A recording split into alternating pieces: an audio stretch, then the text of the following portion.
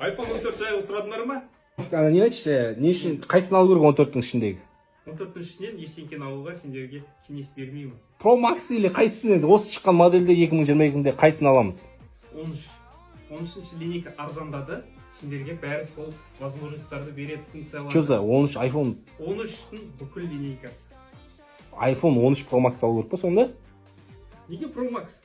Айтшы, почему привязаны? Жоқ енді новыйдан шығып жатыр да, новыйдан шығып жатыр. Ну, толку-то Қайсысын алу керек енді ішінен? Ничего. 14-ші 2022-де ештеңе алмаймыз ба сонда? 9 сентябрьде. 13-шін аласың, болды, не паришься. Не үшін шығарды тогда сол жақта 14-ті? 14-ті шығарды?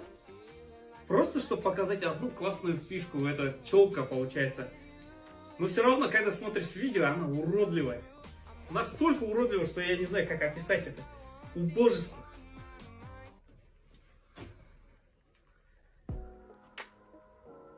Блин, орысша сөйлеп кеттім.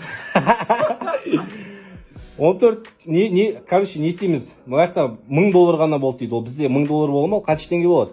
Жоқ, бізде 14 мың доллар болмайды, өйткені перекуптар бар, серый поставщиктар бар, тағы біздің официал ритейлерлер бар. Олардың бәрін деген маржасы қосылады. Қанша теңге болады деп ойлайсың примерно 14 Pro Max?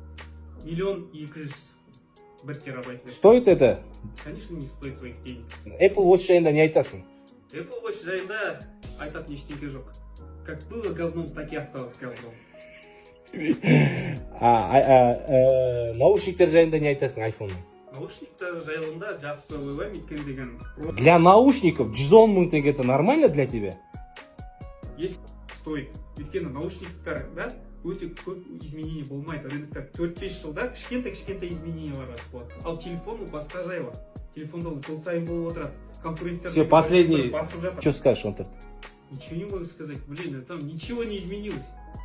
Одно и то же, что и 13 вообще. Что поменялось? Название поменялось. Вот. Ақшасы өсті ма? Ақшасы өсті. Болды. Басқа не керек? Все, давай.